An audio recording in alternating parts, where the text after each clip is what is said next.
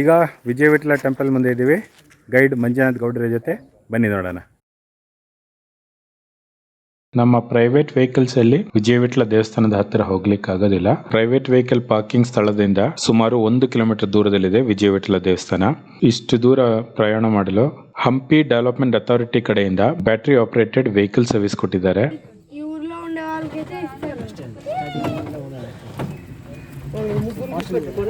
ಇವಾಗ ಎಲೆಕ್ಟ್ರಿಕ್ ಕಾರಲ್ಲಿ ಹೋಗ್ತಾ ಇದ್ದೀವಿ. ಈಗ ನಾವು ಕಾರು ಸೀದಾ ವಿಜಯ ವಿಠಲ ಟೆಂಪಲ್ಗೆ ಹೋಗೋಕ್ಕಾಗೋದಿಲ್ಲ. ಸೊ ನಾವು ಪಾರ್ಕಿಂಗ್ ಮಾಡಿ ಇದಕ್ಕೆ ಪರ್ ಹೆಡ್ 20 ರೂಪೀಸ್ ಟಿಕೆಟ್ ತಗೊಂಡು ಕಾರಲ್ಲಿ ಎಲೆಕ್ಟ್ರಿಕ್ ಕಾರಲ್ಲಿ ಹೋಗ್ತಾ ಇದ್ದೀವಿ. ಆ ಎಲೆಕ್ಟ್ರಿಕ್ ಕಾರ್ ವಿಶೇಷತೆ ಏನಂದರೆ ಎಲ್ಲ ಲೇಡೀಸೇ ಡ್ರೈವ್ ಮಾಡೋದು, ಜೊತೆಗೆ ಟಿಕೆಟ್ ಕೊಡೋದು ಕೂಡ ಲೇಡೀಸೇ.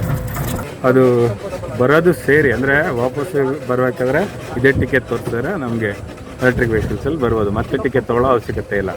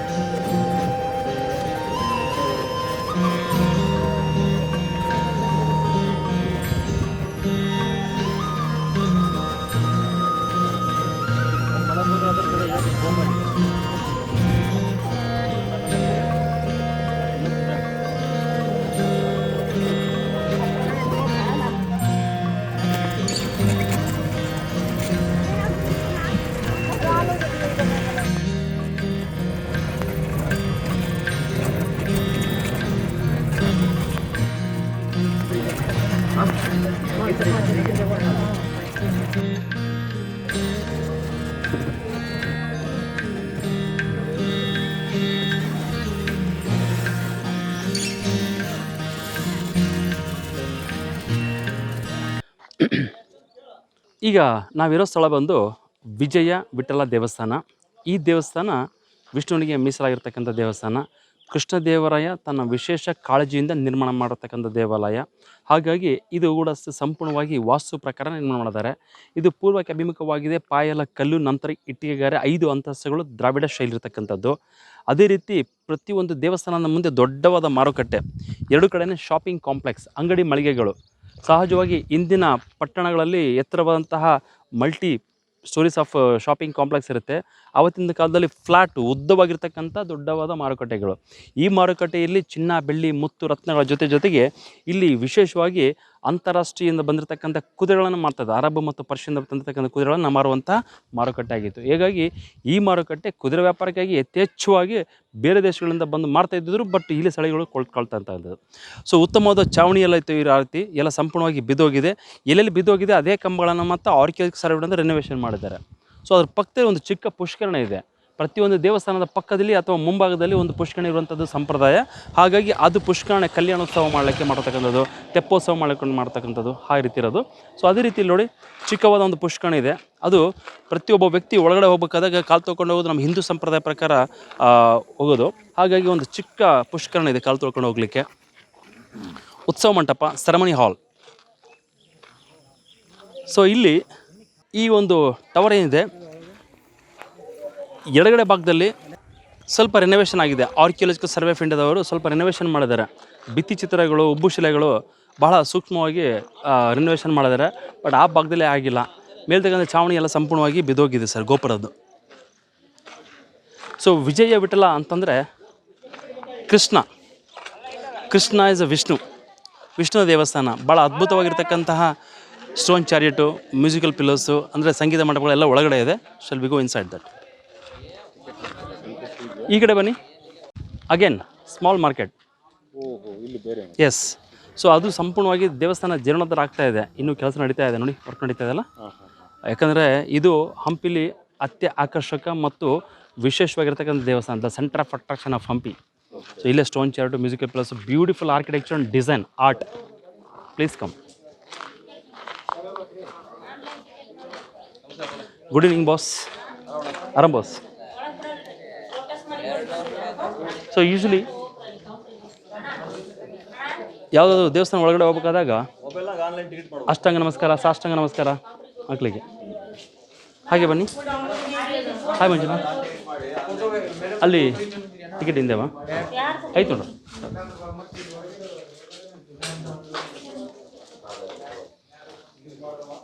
ಸೊ ಇಲ್ಲಿ ನೋಡಿ, ಸಹಜವಾಗಿ ದೇವಸ್ಥಾನ ಒಳಗಡೆ ಹೋಗುವಾಗ ಒಂದು ಸಂಪ್ರದಾಯ ಇತ್ತು. ಸೊ ಹುಡುಗ ಹುಡುಗಿ ಅಥವಾ ಯುವಕರಿಗೆ ಬಂದರೆ, ಮದುವೆ ಬಂದರೆ, ಮಕ್ಕಳ ಜೊತೆಗೆ ಬಂದರೆ, ಇಲ್ಲಿ ನೋಡಿ ಶಾಸನಗಳು, ಯಾವ ರಾಜ ಯಾವ ಸಂದರ್ಭದಲ್ಲಿ ಏನಕ್ಕೋಸ್ಕರ ಕಟ್ಟಿದ ಅಂತ ಸಂಪೂರ್ಣವಂಥ ಇನ್ಫಾರ್ಮೇಷನ್, ಡಿಸೈನ್. Good sir. ಹಾಗೆ ಈ ಪೂರ್ವ ಆಗ್ನೇಯದಲ್ಲಿ ಪಾಕಶಾಲೆ, ಅಡುಗೆ ಕೋಣೆಗಳು. ಇಲ್ಲಿ ಪ್ರಸಾದ ಪಾಯಸವನ್ನು ಕೊಡುವಂಥ ಸಂಪ್ರದಾಯ ಅನಾದಿ ಕಾಲದಲ್ಲೂ ಇದೆ. ಬಟ್ ಈಗ ಪೂಜೆ ಇಲ್ಲದ ಕಾರಣ ಅದಕ್ಕೆ ಕಾರ್ಯಕ್ರಮಗಳಿಲ್ಲ. ಸೊ ಈ ಕಡೆ ಮತ್ತು ಈ ಕಡೆ ಧ್ಯಾನ ಮಂಟಪಗಳು. ಈ ದಿನ ಬೆಳಗ್ಗೆ ನಾವು ವಿರೂಪಾಕ್ಷ ದೇವಸ್ಥಾನ ನೋಡಿದ್ವಿ, 2 ಭಾಗ ಇದೆ. ಬಟ್ ಈ ದೇವಸ್ಥಾನದಲ್ಲಿ ಒಂದೇ ಭಾಗ ಇದೆ. ಆ ಒಂದು ಭಾಗದಲ್ಲಿ ವಿಶೇಷವಾದ 4 ಮಂಟಪಗಳಿದೆ.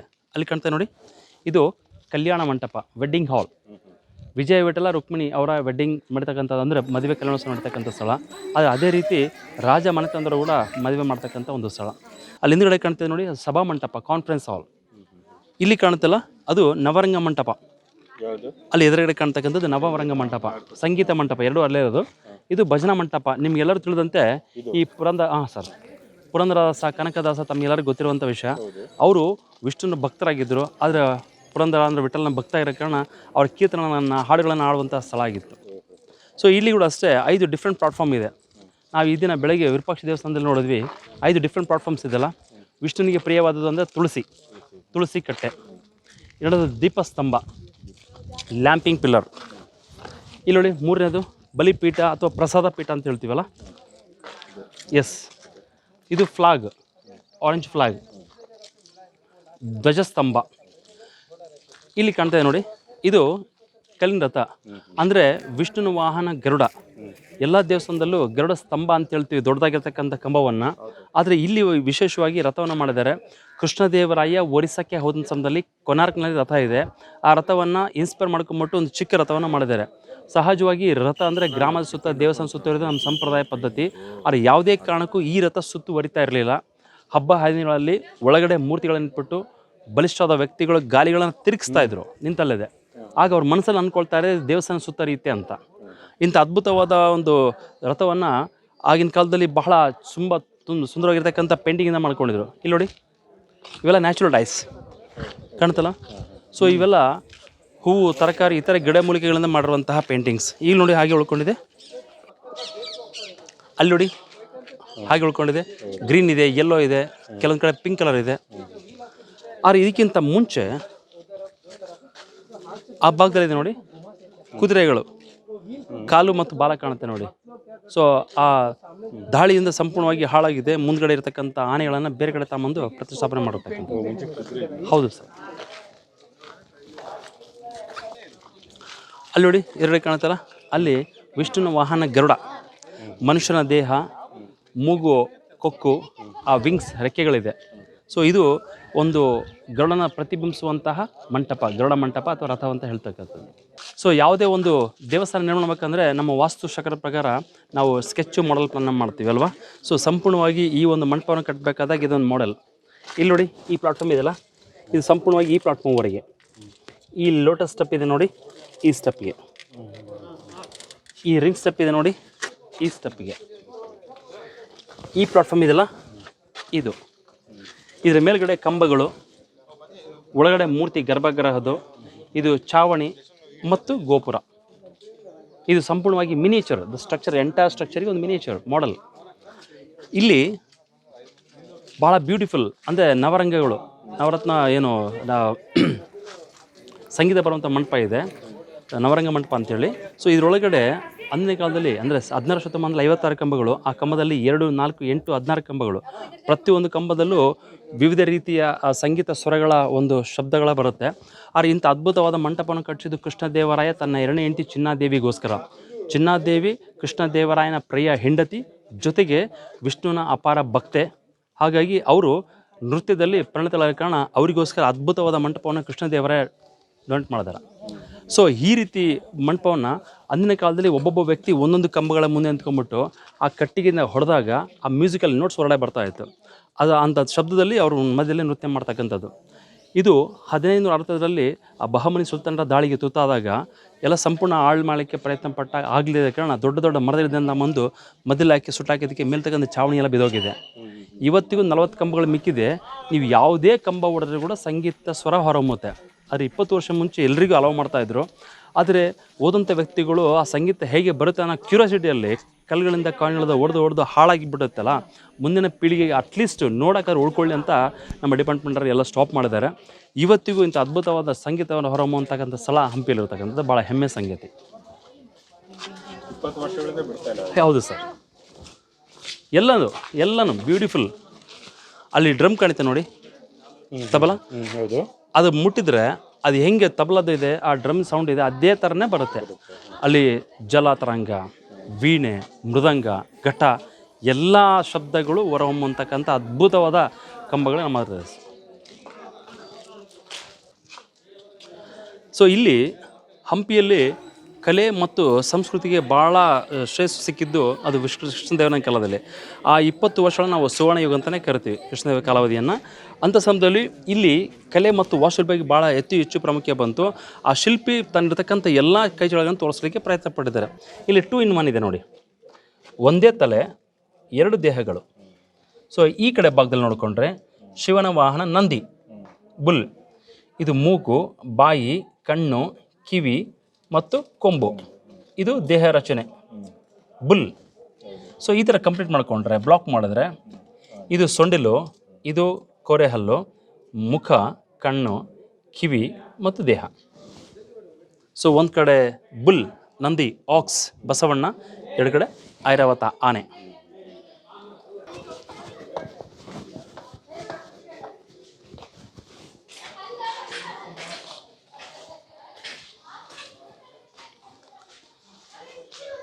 ಸೊ ಇದು ಕಲ್ಯಾಣ ಮಂಟಪ, ವಿಜಯ ವಿಠಲ ರುಕ್ಮಿಣಿ ಕಲ್ಯಾಣೋತ್ಸವ ನಡೀತಕ್ಕಂಥ ಸ್ಥಳ. ಆ ಮಧ್ಯಲಿರ್ತಕ್ಕಂಥದ್ದು ಪ್ರಾಂಗಣ ಚೌಕಾಕಾರ ಇದೆ ಮತ್ತು ಸರ್ಕಲ್ ಆಗಿದೆ. ಸೊ ಒಂದು ಎಲ್ಲ ಧಾರ್ಮಿಕ ಆಚರಣೆ ನಡೀತಕ್ಕಂಥ ಒಂದು ಸ್ಥಳ. ಅಲ್ಲಿ ಮೇಲ್ಗಡೆ ನೋಡಿ ಆ ಚಾವಣಿ, ಅದಕ್ಕೆ ಪದ್ಮ ಚಾವಣಿ ಅಂತ. ಮಧ್ಯದಲ್ಲಿರ್ತಕ್ಕಂಥದ್ದು ಪದ್ಮ ಪುಷ್ಪದ ಬಡ್ ಮೊಗ್ಗು, ಬ್ಯೂಟಿಫುಲ್ ಡಿಸೈನ್, ಸ್ಕ್ವೇರ್ ಆಗಿದೆ ಮತ್ತು ಆಕ್ಟಿಕಲ್ ಶೇಫಲ್ಲಿದೆ ಒಳಗಡೆ. ಸೊ ಪ್ರತಿಯೊಂದು ಕಂಬದಲ್ಲೂ ಒಂದೊಂದು ಸ್ಟೋರಿ ಇದೆ. ಬಟ್ ಎಲ್ಲದಕ್ಕಿಂತ ಹೆಚ್ಚು ಪ್ರಾಮುಖ್ಯತೆ ಇರ್ತಕ್ಕಂಥ ಹೇಳೋದಾದರೆ ನಮ್ಮ ರಾಮಾಯಣದ ಸನ್ನಿವೇಶಗಳನ್ನು ಹೇಳ್ತೀನಿ. ಇಲ್ಲಿ ರಾವಣನ ಸೀತೆನ ಕದ್ಮೇಲೆ ಅಶೋಕ ಒಂದಲಿಟ್ಟಿರ್ತಾನೆ. ಆಗ ಹನುಮಂತ ರಾಮದೂತನಾಗಿ ಸೀತೆನ ಭೇಟಿ ಮಾಡಲಿಕ್ಕೆ ಶ್ರೀಲಂಕೆ ಹೋದಾಗ ಆ ಎಲ್ಲ ರಾಕ್ಷಸರು ಹನುಮಂತನ ತಡೆಯುತ್ತಾರೆ. ಅವ್ರ ಜೊತೆಗೆ ಯುದ್ಧ ಮಾಡಿ ಹನುಮಂತ ಲಂಕೆಗೆ ಪ್ರವೇಶ ಮಾಡ್ತಾನೆ. ಪ್ರವೇಶ ಮಾಡಿದ್ಮೇಲೆ ರಾವಣನ ನೋಡ್ಬೇಕನ್ನೋ ಒಂದೇ ಕಾತುರದಲ್ಲಿ ಇಡೀ ಅಶೋಕನ ಧ್ವಂಸ ಮಾಡಿದ್ಮೇಲೆ ಇಂದ್ರಜಿತು ಬಂದು ಹನುಮಂತನ ಹಿಡ್ಕೊಂಡು ಹೋಗಿ ಬ್ರಹ್ಮಾಸ್ತ್ರದಿಂದ ಬಂಧನ ಮಾಡಿ ಅಲ್ಲಿ ರಾವಣ ಮುಂದೆ ನಿಲ್ಲಿಸ್ಕೊಳ್ತಾನೆ. ರಾವಣ ಹನುಮಂತನಿಗೆ ಯಾವುದೇ ಕಾರಣಕ್ಕೂ ಕೂತ್ಕೊಳ್ಳೋಕ್ಕೆ ಆಸನ ಮಾಡಿಕೊಡೋದಿಲ್ಲ, ತನ್ನ ಬಾಲವನ್ನೇ ಪೀಠ ಮಾಡಿ ಕೂತ್ಕೊಳ್ತಾನೆ. ಆಗ ರಾವಣನಿಗೆ ಮತ್ತಷ್ಟು ಕೋಪಗುಪ್ಪದಾಗಿ ಆ ಇಡೀ ಬಾಲವನ್ನು ಸುಟ್ಟಾಕಿ ಅಂತ ಹೇಳ್ತಾನೆ. ಆ ಸೈನಿಕರು ಬಾಲವನ್ನು ಸುಟ್ಟಾಕಲಿಕ್ಕೆ ಪ್ರಯತ್ನ ಪಟ್ಟಾಗ ಇಡೀ ಲಂಕೆಯನ್ನು ಸುಟ್ಟಾಕ್ತಕ್ಕಂಥದ್ದು ಲಂಕಾ ದಹನ.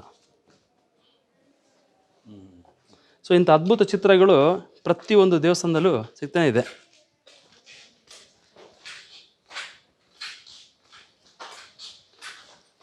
ಇಲ್ಲಿ ನೋಡಿ, ಇದು ವಿಷ್ಣು 4ನೇ ಅವತಾರ, ನರಸಿಂಹ ಅವತಾರ. ನರಸಿಂಹ ಯಾಕೆ ಆದನಕ್ಕೆ ಒಂದು ಚಿಕ್ಕ ಸ್ಟೋರಿ, ಅದು 3 ಹಂತದಲ್ಲಿ ತೋರಿಸ್ಲಿಕ್ಕೆ ಪ್ರಯತ್ನ ಪಟ್ಟಿದ್ದಾನೆ. ಇಲ್ಲಿ ಹಿರಣ್ಯಕಶ್ಯಪು ಅವರ ಮಗ ಪ್ರಹ್ಲಾದ.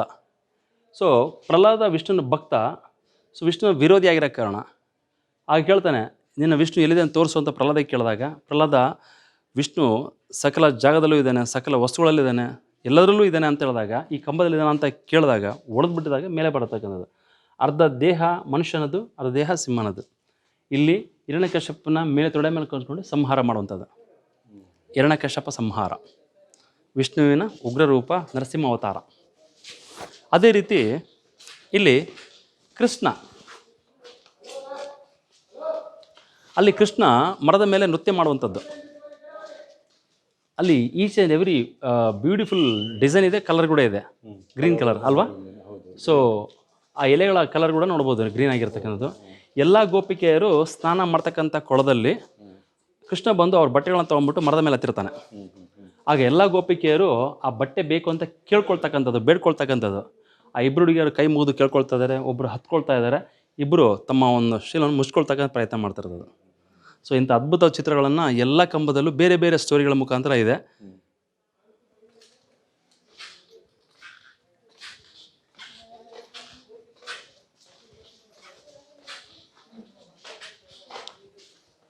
ಅದೇ ರೀತಿ ಇಲ್ಲಿ ನೋಡಿ ಸರ್, ಮೇಲ್ಗಡೆ ಪದ್ಮ ಛಾವಣಿ. ಇಲ್ಲಿ ವಿಷ್ಣುವಿನ ದಶಾವತಾರಗಳು. ಮೊದಲನೇ ಅವತಾರ ಮತ್ಸ್ಯ, ಕೂರ್ಮ, ವರಹ. ಈ ಕಡೆ ಬನ್ನಿ, ನರಸಿಂಹ, ವಾಮನ, ಪರಶುರಾಮ ಮತ್ತು ರಾಮ, ಬಲರಾಮ, ಕೃಷ್ಣ, ಕಲ್ಕಿ. ವಿಷ್ಣುವಿನ ದಶಾವತಾರಗಳು.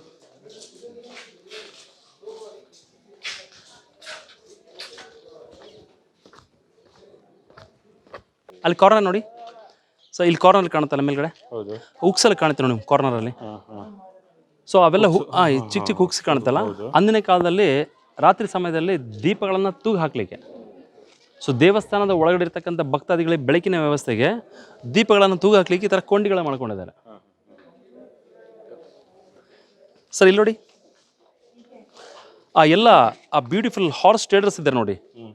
ಕುದುರೆಯನ್ನು ಮಾರುವಲಿಕ್ಕೆ ಬಂದಿರತಕ್ಕಂಥ ವಿದೇಶಿ ವ್ಯಾಪಾರಿಗಳು ಅವರು ತೆರಿಗೆಯನ್ನು ಕಟ್ಟಬೇಕಾಗಿತ್ತು, ಟ್ಯಾಕ್ಸ್ ಕಲೆಕ್ಟಿಂಗ್, GST.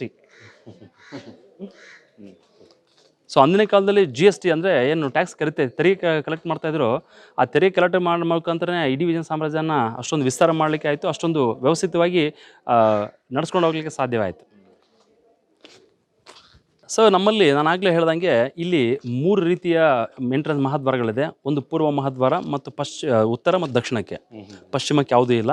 ಆ ಪೂರ್ವ ಮಹಾದ್ವಾರ ಕೃಷ್ಣದೇವರಾಯ ದೇಣಿಗೆ ನೀಡಿರ್ತಕ್ಕಂಥದ್ದು. ಉತ್ತರ ಮತ್ತು ದಕ್ಷಿಣ ದ್ವಾರಗಳನ್ನು ಅವರ ಹೆಂಡತಿ ತಿರುಮಲದೇವಿ ಚಿನ್ನದೇವರು ಕಾಂಟ್ರಿಬ್ಯೂಟ್ ಮಾಡಿರ್ತಕ್ಕಂಥದ್ದು.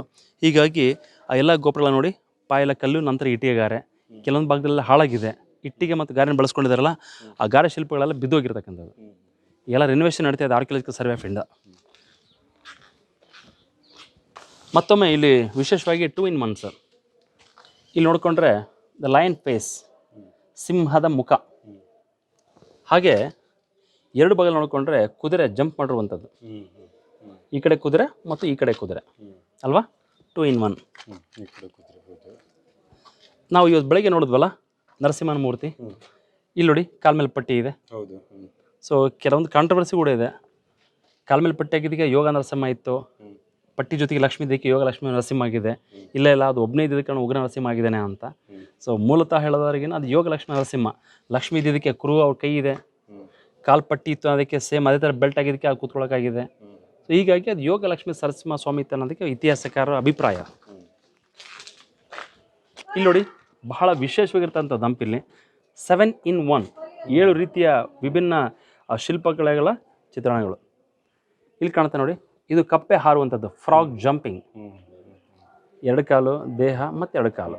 ಓಕೆ, ಇದು ತಾಯಿ ಕೋತಿ ಮರಿಕೋತಿನ ಮೇಲೆ ಎತ್ಕೊಳ್ತಾ ಇರೋದು. ಇದು ತಾಯಿ ಕೋತಿ ಮರಿಕೋತಿಗೆ ಹಾಲು ಉಣಿಸ್ತಾ ಇರೋದು. ಇದು ಶೇಷನಾಗ, ನಾಗರ ಹಾವಿನ ಹೆಡೆ. ಇದು ಶಿವಲಿಂಗ ಮತ್ತು ಶೇಷನಾಗ. ಇದು ಹಾವು, ನಾಗರ ಹಾವು. ಇಲ್ಲಿ ನೋಡಿ ಉದ್ದಾಗಿರ್ತಕ್ಕಂಥದ್ದು. ಅದೇ ರೀತಿ ಮತ್ತೆ ನೋಡಿಕೊಂಡ್ರೆ 1 2 3 ರೆಡಿ ಸ್ಟಡಿ ಫ್ಲೈ, ಹನುಮಂತ ಸಮುದ್ರ ಮೇಲೆ ಹಾರುವಂಥದ್ದು. ಸೊ ಇಲ್ಲಿ ನೋಡಿ, ಕಾಲಿದೆ, ಹಿಪ್ಪು, ಬಾಲ, ದೇಹ, ಕೈ, ಮುಖ, 1, 2, 3 ರೀತಿಯಲ್ಲಿ ಹಾರುವಂಥದ್ದು ಹನುಮಂತ. ಇಲ್ಲಿ ನೋಡಿ, ಇದು ಚಿಂಪಾಂಜಿ ಕೂತಿರುವಂಥದ್ದು. ಸೊ ಈ ಕಡೆ ಕೈ, ಈ ಕಡೆ ಕೂತಿರುವಂಥದ್ದು. ಇಷ್ಟು ವಿಭಿನ್ನತೆ ತೋರಿಸಲಿಕ್ಕೆ ಪ್ರಯತ್ನ ಪಡಿದ್ರೆ ಶಿಲ್ಪಿ. ಅದೇ ರೀತಿ ಇಲ್ಲಿರ್ತಕ್ಕಂಥ ಸಂಪೂರ್ಣವಾಗಿ ಡಿಸೈನ್ ಇದೆಯಲ್ಲ, ಅದು ಬರೀ ಡಿಸೈನ್ ಆಗಿರಲಿಲ್ಲ. ಅವರು ಅಂದಿನ ಕಾಲದಲ್ಲಿ ಈ ವಾಟರ್ ಫೌಂಟೇನ್, ಜಲ ಕಾರಂಜಿ ಅಂತ ಹೇಳ್ತೀವಿ, ಆ ಕಾರಂಜಿ ನೋಡಲಿಕ್ಕೆ ಪ್ರಯತ್ನ ಪಟ್ಟಿರೋದು. ಬಟ್ ಕಾರಂಜಿ ಬಾರದಿದ್ದ ಕಾರಣ ಅವರು ಮಳೆಗಾಲದಲ್ಲಿ ಬೀಳುವಂಥ ನೀರೇನಿದೆ ಅದು ಮೇಲ್ಗಡೆಯಿಂದ ಬಿದ್ದಾಗ ಈ ಕಡೆ ಬೀಳ್ತಾ ಇತ್ತು. ಸೊ ಇಲ್ಲಿ ಕೆಳಗಡೆಯಿಂದ ನೋಡಿ, ಇಲ್ಲಿ ಕೆಳಗಡೆ ರಂಧ್ರಗಳಿದೆ, ಚಿಕ್ಕ ಚಿಕ್ಕ ರಂಧ್ರಗಳಿದೆ, ಚಿಕ್ಕ ಚಿಕ್ಕ ರಂಧ್ರಗಳು. ಇಲ್ಲಿಂದ ನೀರು ಈ ರಂಧ್ರ ಮುಖಾಂತರ ಬಂದು ಈ ಡ್ರಾಪ್ ಬೈ ಡ್ರಾಪ್ ಆಗಿ ಎಕ್ಸಾಕ್ಟ್ ಹೋಲಲ್ಲಿ ಹೋಗುತ್ತೆ. ಇಲ್ಲಿ ಹೋಲಲ್ಲಿ ಹೋಗುತ್ತೆ, ಇಲ್ಲಿಂದ ಬಂದು ಸ್ಟ್ಯಾಂಡ್ ಆಗಿ ಕೆಳಗಡೆ ಬರುತ್ತೆ. ನೀರು ಕುಡಿ. ಇಲ್ಲಿ ಸಹಜವಾಗಿ ಮಳೆಗಾಲದಲ್ಲಿ ಈ ಥರ ಬೀಳುತ್ತೆ ನೀರು ಅಂದ್ಕೊಳ್ಳಿ. ಅದು ಈ ರಂಧ್ರದ ಮುಖಾಂತರ ಎಕ್ಸಾಕ್ಟ್ ಬಂದು ನೋಡಿ ಪ್ರಾಪರಾಗಿ ಡೈರೆಕ್ಟಾಗಿ ಹೋಲಲ್ಲೇ ಬೀಳ್ತಾ ಇದೆ, ಎಲ್ಲೂ ಪಕ್ಕದಲ್ಲಿ ಬೀಳ್ತಾ ಇಲ್ಲ. ಸೊ ಬಿದ್ದಾದ್ಮೇಲೆ ಇಲ್ಲಿ ಸ್ಟ್ಯಾಂಡ್ ಆಗುತ್ತೆ, ಹಾಗೆ ಕೆಳಗಡೆ ಬರುತ್ತೆ.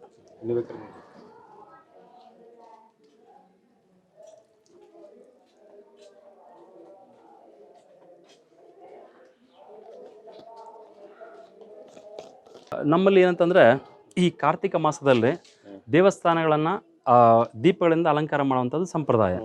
ಸೊ ಈ ಒಂದು ಪ್ಲಾಟ್ಫಾರ್ಮ್ಗಳಲ್ಲಿ ದೀಪಗಳನ್ನು ಇಟ್ಬಿಟ್ಟು ಆ ಅಲಂಕಾರಿಕ ವಸ್ತಾಗಿ ಬಳಸ್ಕೊಳ್ಳಿ ಕೂಡ ಒಂದು ಪ್ಲಾಟ್ಫಾರ್ಮ್ ಮಾಡ್ಕೊಂಡಿದ್ದಾರೆ. ಇದು ನಮ್ಮ ಸಂಪ್ರದಾಯ ಪ್ರಕಾರ ಹೆಂಗಳೆಯರಿಗೆ ಬಳೆ ಅಂದರೆ ಆತ್ಮೀಯತೆ, ಅದರಲ್ಲಿ ಏನೋ ಒಂದು ಬಾಂಧವ್ಯ ಇದೆ. ಆ ಬಾಂಧವ್ಯ ಜೊತೆಗೆ ಆ ಒಂದು ಶಿಲ್ಪಕಲೆಗಳ ಮುಖಾಂತರ ತೋರಿಸೋರ ಮುಖಾಂತರ ಈ ಥರ ಬ್ಯಾಂಗಲ್ಸ್ ಎಲ್ಲ ಬರುತ್ತೆ ನೋಡಿ, ಎಕ್ಸಾಕ್ಟ್ ಬ್ಯಾಂಗಲ್ ಡಿಸೈನ್ಸ್ ಎಲ್ಲ ಬರುತ್ತೆ. ಇಲ್ಲಿ ಕೆಳಗಡೆ ಏನು ಕಾಣ್ತಾ ಇದೆ, ಇಷ್ಟೊಂದು ಕುದುರೆಗಳು ಅಥವಾ ಆನೆಗಳು ಅಂತಂದರೆ, ಒಬ್ಬ ರಾಜ ತನ್ನ ಅವಧಿಯಲ್ಲಿ ಇಷ್ಟೊಂದು ಕುದುರೆಗಳನ್ನ ಸಾಕ್ತಾ ಇದ್ದ ಅನ್ನೋದಕ್ಕೆ, ಪ್ರತಿಯೊಂದು ಕುದುರೆ ಕೌಂಟ್ ಮಾಡ್ಕೊಂಡಾಗ ಅಷ್ಟೊಂದು ಕುದುರೆಗಳು ಇತ್ತು ಅನ್ನೋದಕ್ಕೆ ಒಂದು ಸಾಕ್ಷಿ ಕೂಡ ಆಗುತ್ತೆ. ಡಿಸೈನ್ಸ್ ಏನಿದೆಲ್ಲ ಕೆಳಗಡೆ, ಕುದುರೆಗಳಾಗಲಿ ಆನೆಗಳಾಗಲಿ.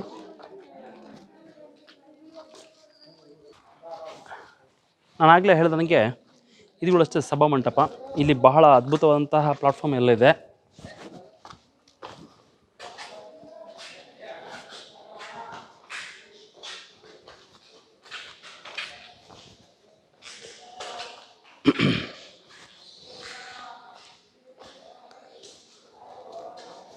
ಇಲ್ಲಿ ಮೊದಲಿರ್ತಕ್ಕಂಥ ಪ್ರಾಂಗಣ ಇದೆಯಲ್ಲ, ಈ ಮೊದಲಿರ್ತಕ್ಕಂಥ ಪ್ರಾಂಗಣ, ಇಲ್ಲಿ ಗುರುಗಳು ಕೂತ್ಕೊಳ್ಳಿಕ್ಕೆ ಮಾಡ್ತಕ್ಕಂಥದ್ದು. ಇಲ್ಲಿ ಹೇಳಿದ್ನಲ್ಲ ಸಭಾ ಮಂಟಪದಲ್ಲಿ ಅದು ಪ್ರವಚನ ಅಥವಾ ಧಾರ್ಮಿಕ ವಿವರಣೆ ಬಗ್ಗೆ ನೋಡೋದಾಗಲಿ, ಅದ್ರ ಬಗ್ಗೆ ಮಹತ್ವಗಳು ಕೊಡೋದಾದ್ರೆ, ಸೊ ಇಲ್ಲಿ ಸಭಾ ಮಂಟಪ ನಡೀತಕ್ಕಂಥದ್ದು. ಅಲ್ಲಿ ಮೇಲೆ ನೋಡಿ ಚಾವಣಿ, ಎಕ್ಸಾಕ್ಟ್ ಬ್ಯೂಟಿಫುಲ್, ಎಲ್ಲ ಇಂಟರ್ಲಾಕ್ ಸಿಸ್ಟಮ್ ಚಾವಣಿ ಇದೆ, ಪರ್ಫೆಕ್ಟ್ ಮ್ಯಾಚಿಂಗ್ ಸರ್.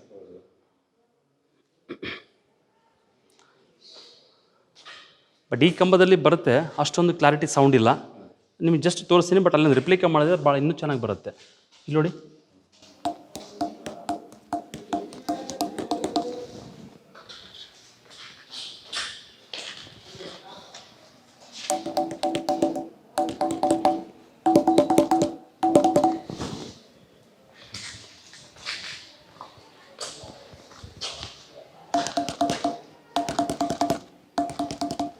ಬಟ್ ಆ ಕಡೆ very clarity and very clear ಆಗಿದೆ. ಪ್ರತಿಯೊಂದು ಕಂಬದಲ್ಲೂ ಈ ಸಂಗೀತ ಇದರದ್ದೇ ಬರ್ತಂತ ಹೇಳ್ಬೋದು. ಜಲತಂಗಿರ್ಬೋದು, ಘಟದಿರ್ಬೋದು, ವೀಣದಿರ್ಬೋದು, ತಬಲದಿರ್ಬೋದು, ಅಷ್ಟು ಅದ್ಭುತವಾಗಿರ್ತಕ್ಕಂಥ ಕಂಬಗಳನ್ನ ಅಲ್ಲೇ ನೋಡ್ಬೋದು.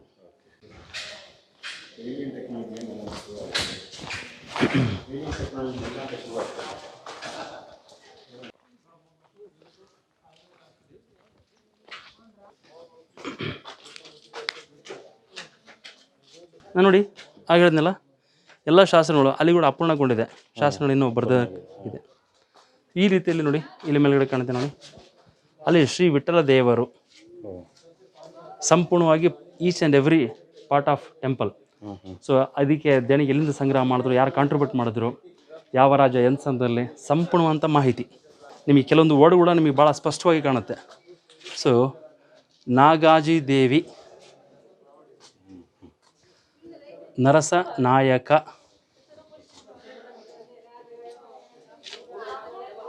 ಸುವರ್ಣ ರಾಯ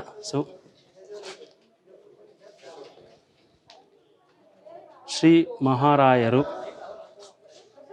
ಈಚ್ ಆ್ಯಂಡ್ ಎವ್ರಿ ಪಾರ್ಟ್ಸ್ ನೋಡಿ. ದೇವಿಯವರು, ತಿರುಮಲಾ ದೇವಿಯವರು, ಚಿನ್ನಾದೇವಿ, ಎಷ್ಟು ಸ್ಪಷ್ಟವಾಗಿ ಕಾಣುತ್ತೆ ನೋಡಿ. ಹಳೆಗನ್ನಡ ಮತ್ತು ಸಂಸ್ಕೃತ, ಕೆಲವೊಂದು ಕಡೆ ಕೃಷ್ಣದೇವರಾಯ ಅವರು ತಮ್ಮ ಅವಧಿಯಲ್ಲಿ ಒಂದು ಬಹಳ ಸುಂದರವಾದ ಬುಕ್ಕನ್ನು ಬರೆದಿದ್ದಾರೆ. ಅದು ಅಮುಕ್ತ ಮೌಲ್ಯ. ಅವರ ಒಂದು ಸಾಧನೆ ಮತ್ತು ಅವರು ಆಡಳಿತ ವ್ಯವಸ್ಥೆ ಇದೆಯಲ್ಲ, ಅಷ್ಟು ಸ್ಪಷ್ಟವಾಗಿ ನಿಖರವಾಗಿ ಎಷ್ಟು ನೀಟಾಗಿ ಬರೆದವ್ರಿಗಿನ್ನ ಅಮುಕ್ತ ಮೌಲ್ಯದಲ್ಲಿ ನೀವು ನೋಡ್ಬೋದು ಕೃಷ್ಣದೇವರಾಯ ಅವರದ್ದು. ಅಲ್ಲಿ ನೋಡಿ ಮೇಲೆ ಗಜಲಕ್ಷ್ಮಿ, ದ್ವಾರಪಾಲಕರು ಜಯ ಮತ್ತು ವಿಜಯ. ಬನ್ನಿ ಒಳಗಡೆ.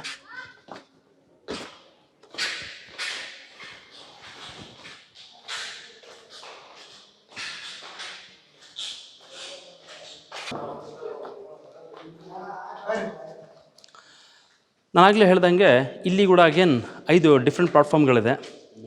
ಮುಖಮಂಟಪ, ರಂಗಮಂಟಪ, ಮಧ್ಯಮಂಟಪ, ಅಂತರಾಳ, ಶುಕನಾಸಿ, ಗರ್ಭಗೃಹ. ಸೊ ಒಳಗಡೆ ಗರ್ಭಗೃಹದಲ್ಲಿರ್ತಕ್ಕಂಥ ಮೂರ್ತಿ ಅಲ್ಲಿ ಮೇಲ್ಗಡೆ ನೋಡಿ. ಸೊ ಎಡಗಡೆಯಿಂದ ಫಸ್ಟ್ ಮಿಡ್ಲ್ ಇದೆಯಲ್ಲ, ಆ ಕಡೆ ನೋಡಿ, ನೋಡಿ ಕಾಣ್ತಾ ಇಲ್ಲ ಅಲ್ಲಿ. ಹೌದು. ಸೊ ಅಲ್ಲಿ ನಿಂತ್ಕೊಡ್ತಕ್ಕಂಥ ವಿಷ್ಣು, ತಾವೆಲ್ಲರೂ ನೋಡ್ದಂಗೆ ಪಂಡ್ರಾಪುರದತಕ್ಕಂಥ ವಿಷ್ಣು ಈ ಥರ ಇದೆ. ಅಂದರೆ ಐ ಮೀನ್ ವಿಠಲ, ಪಂಡ್ರಾಪುರದಕ್ಕಂಥ ವಿಠಲ ಈ ಥರ ಇತ್ಕೊಂಡಿದೆ ಅಲ್ವಾ.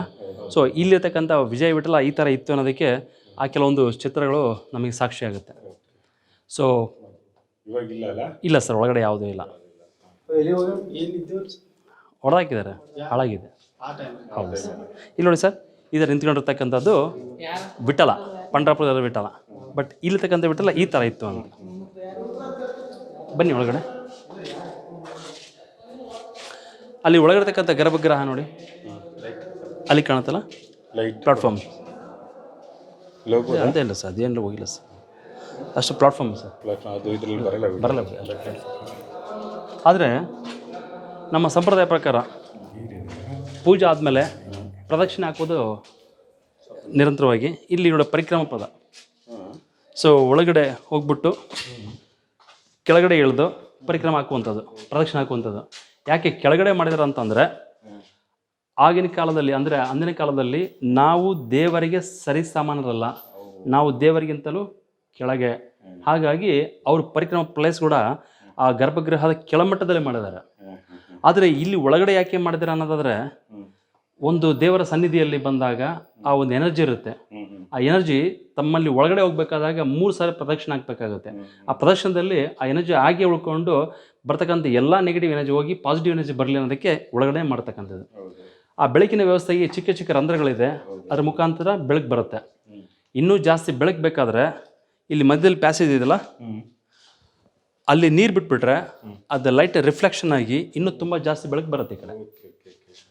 ಅದಕ್ಕೂ ಹೆಚ್ಚಿನ ಬೆಳಕು ಬೇಕಾದರೆ ಈ ಥರ ಚಿಕ್ಕ ಚಿಕ್ಕ ಚಿಕ್ಕ ನಾವು ಪ್ಲಾಟ್ಫಾರ್ಮ್ ಬಿಟ್ಟಿರೋದು, ಇಲ್ಲಿ ಪಂಚುಗಳನ್ನು, ದೀಪಗಳನ್ನ ಇಟ್ಕೊಳ್ಳಿಕ್ಕೆ ಮಾಡಿರ್ತಕ್ಕಂಥದ್ದು.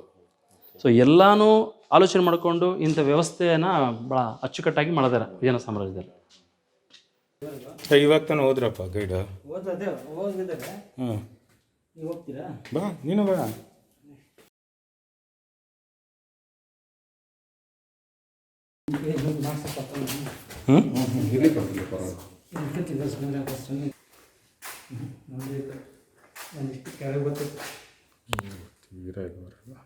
ಬರಲ್ಲ, ಎಷ್ಟಾಗುತ್ತೆ ಅಷ್ಟು ಮಾಡ್ಕೊಂಡು ಹೋಗೋದಲ್ಲ ಮುಂದೆ.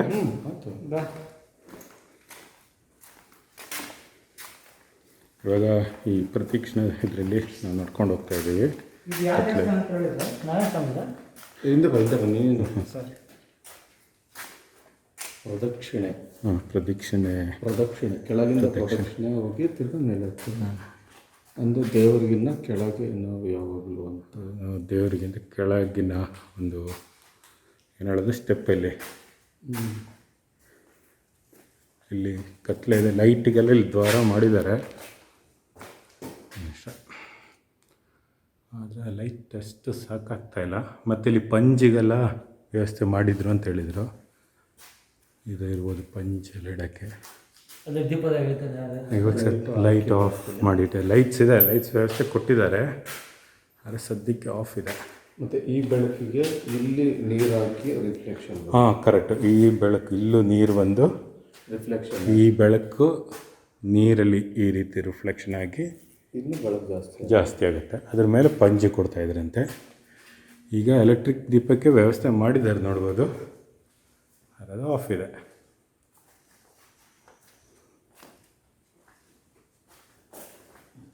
ಪ್ರಣಾಳಿಕ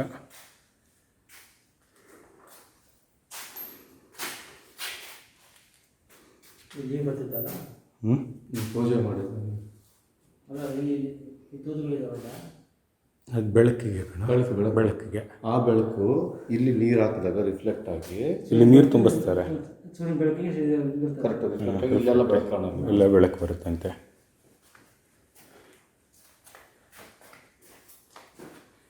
ಇವಾಗ ಒಂದು ಎಕ್ಸ್ಟ್ರಾ ಪಿಲ್ಲರ್ ಕೊಟ್ಟಿದ್ದಾರೆ. ಅಲ್ಲಿ ಕ್ರ್ಯಾಕ್ ಬಿದ್ದೋಕ್ಕೆ ಅಲ್ಲಿ ಕ್ರ್ಯಾಕ್ ಬಿದ್ದಿದೆ, ಅದಕ್ಕೋಸ್ಕರ.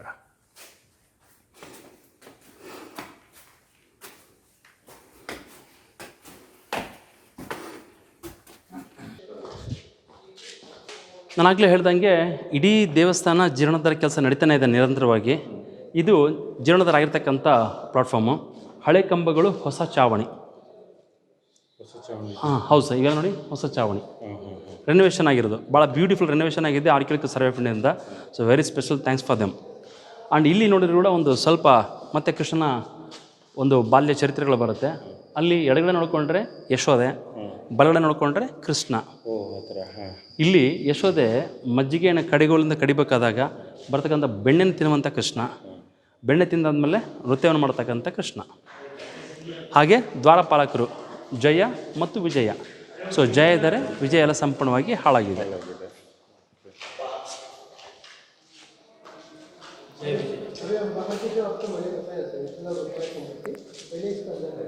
ನಾನಾಗಲೇ ಹೇಳ್ದಂಗೆ ಇಲ್ಲಿ ನೋಡಿ ಭಾಳ ಬ್ಯೂಟಿಫುಲ್ ನರಸಿಂಹ. ಆಗಲೇ ಬೆಳಿಗ್ಗೆ ತೋರಿಸಿದ್ನಲ್ಲ ದೊಡ್ಡದಾಗಿರ್ತ ಮೂರ್ತಿ. ಸೊ ಈ ಥರ ತೊಡೆ ಮೇಲೆ ಕೂತಿರುವಂತಹ ಲಕ್ಷ್ಮಿನೆಲ್ಲ ಹೊಡೆದಾಕಿದ್ದಕ್ಕೆ ಲಕ್ಷ್ಮಿ ಕೈ ಮಾತ್ರ ಕಾಣ್ತಾ ಇದೆ. ಆ ರಿನೋವೇಷನ್ ಟೈಮಲ್ಲಿ ಕಾಲ ಮೇಲೆ ಪಟ್ಟಿಯನ್ನು ಹಾಕಿರ್ತಕ್ಕಂಥದ್ದು, ಕೆಳಗಡೆ ಪ್ಲಾಟ್ಫಾರ್ಮ್ ಚಿಕ್ಕ ಚಿಕ್ಕ ಸ್ಟೋನ್ಸ್ ಸಪೋರ್ಟ್ ಹಾಕಿ ಕೊಟ್ಟಿರ್ತಕ್ಕಂಥದ್ದು ಲಕ್ಷ್ಮೀ ನರಸಿಂಹ.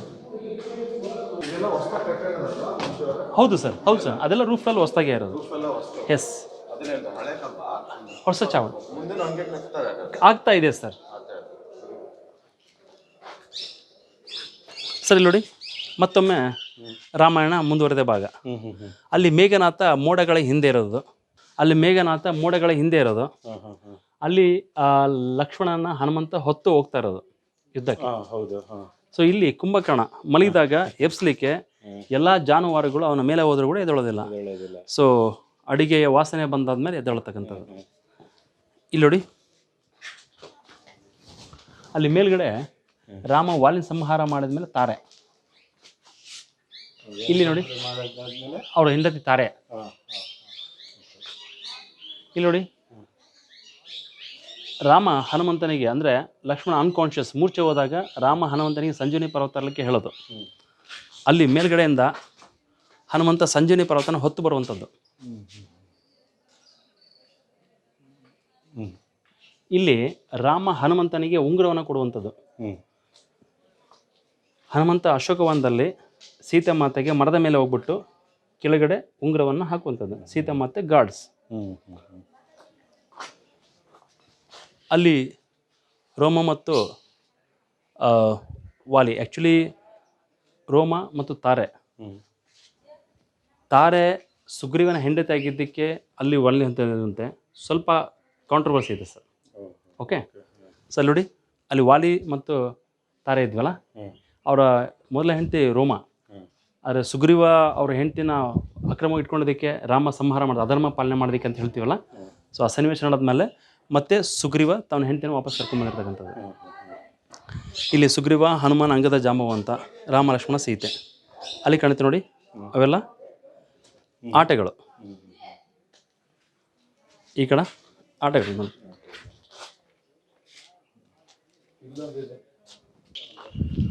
ಅಲ್ಲಿ ಕಾಣುತ್ತೆ ನೋಡಿ, ಯಾವಾಗಲೂ ವಿಷ್ಣು ದೇವಸ್ಥಾನ ಇದ್ರೆ ಅದ್ರ ಪಕ್ಕದಲ್ಲಿ ಅಮ್ಮನವರ ದೇವಸ್ಥಾನ ಇರುತ್ತೆ. ಹೌದು, ಚಿಕ್ಕ ದೇವಸ್ಥಾನ.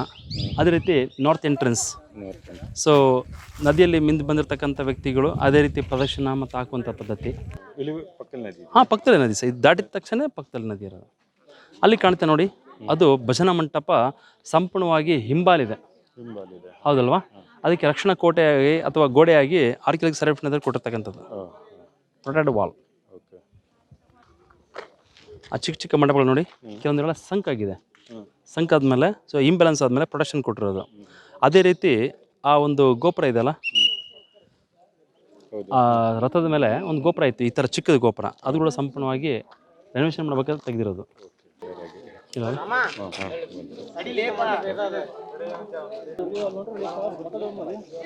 ಇದು ವಿಠ್ಠಲ ದೇವಸ್ಥಾನ ಮುಂದ್ಗಡೆ ಇರತಕ್ಕಂಥದ್ದು.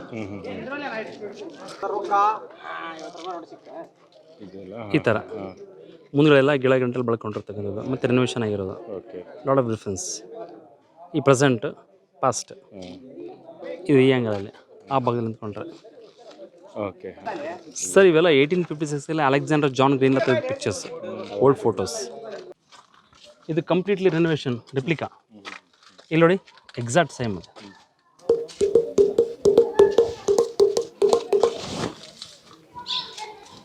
ಸೊ ಅದೇ ರೀತಿ ಇಲ್ಲಿ ನೋಡಿ, ಡಿಸೈನ್ಸ್ ಎಲ್ಲ ಇದೆ ಎಕ್ಸಾಕ್ಟ್ಲಿ ಸೇಮ್.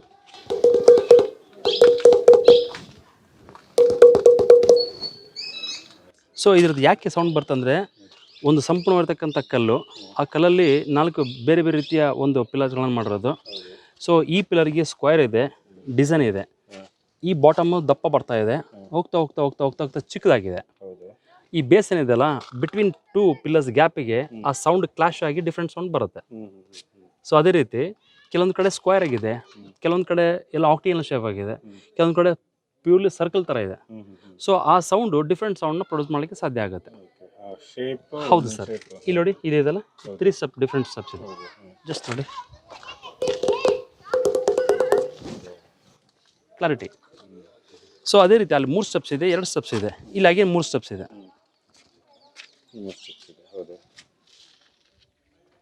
ಇದರಲ್ಲಿ ಯಾವುದೇ ರೀತಿಯ ಹಾಲು ಇಲ್ಲ ಸರ್, ಯಾವುದೇ ರೀತಿ ಹಾಲು ಇಲ್ಲ.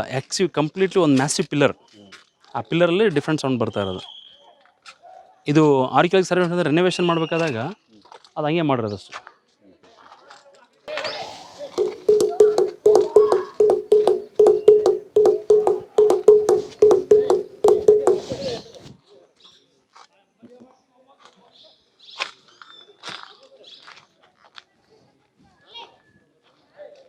ಇವೆಲ್ಲ ನೋಡಿ, ಲೇತ್ ವರ್ಕ್ ಮಾಡಬೇಕಾದಾಗ ಬಳಸಿರ್ತಕ್ಕಂಥ ಕಲ್ಲುಗಳು.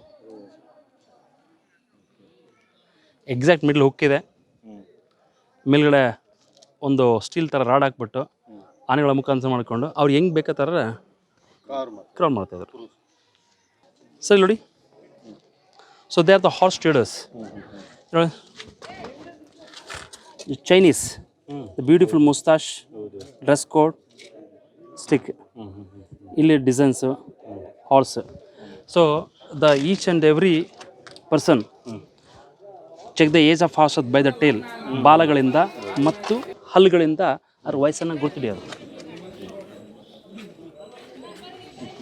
ಸೊ ಇವತ್ತಿಗೂ ನಮ್ಮ ಹಳ್ಳಿಗಾಲದಲ್ಲಿ ಹೋದರೆ ಕುದುರೆ, ಎತ್ತು, ಎಮ್ಮೆ, ಆಕಳನ್ನು ಕೊಳ್ಕೊಳ್ಬೇಕಾದಾಗ ಬಾಲ ಮತ್ತು ಹಲ್ಲುಗಳಿಂದನೇ ಸೇರ್ಕೊಳ್ಬೋದು. ಇಲ್ಲಿ ನೋಡಿ, ಮೇಲ್ತಕ್ಕಂಥ ಚಾವಣಿ ಎಲ್ಲ ಬಿದ್ದೋಗಿರ್ತಕ್ಕಂಥದ್ದು, ಎಲಿಫೆಂಟ್ ಟ್ರಂಕ್ ಮೇನ್ಲಿ ಡ್ಯಾಮೇಜ್ ಆಗಿರೋದು.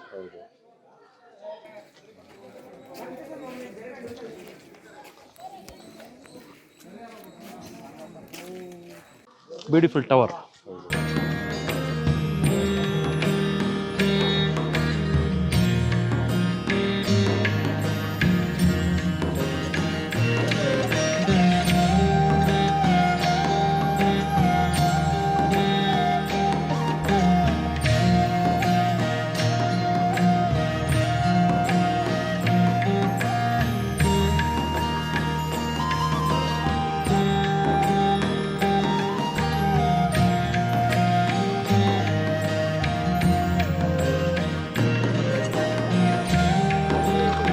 ಹಾಂ, ಆ ಕಡೆ ಒಂದು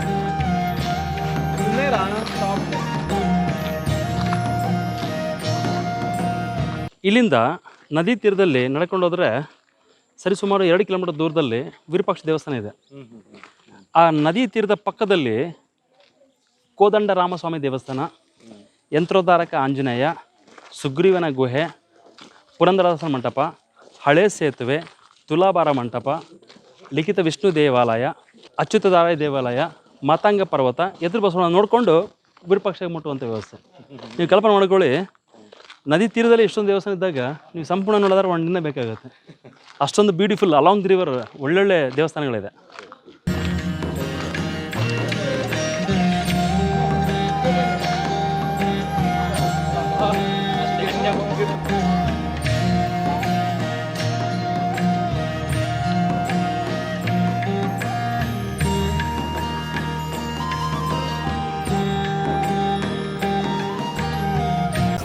ಜನ ಬಂದು ನಿಂತ್ಕೊಳ್ಳಿಕ್ಕೆ ಪ್ಲಾನ್ ಮಾಡ್ತಾರೆ. ಹೌದಾ? ಜನ ಬಂದು ನಿಂತ್ಕೊಂಡು ಸ್ಟೇ ಆಗಲಿಕ್ಕೆ. ಇದು ಅಲ್ಲ ಸರ್, ಶೆಲ್ಟರ್ ಸರ್, ಮಳೆಗಾಲದಲ್ಲಿ ಓಕೆ.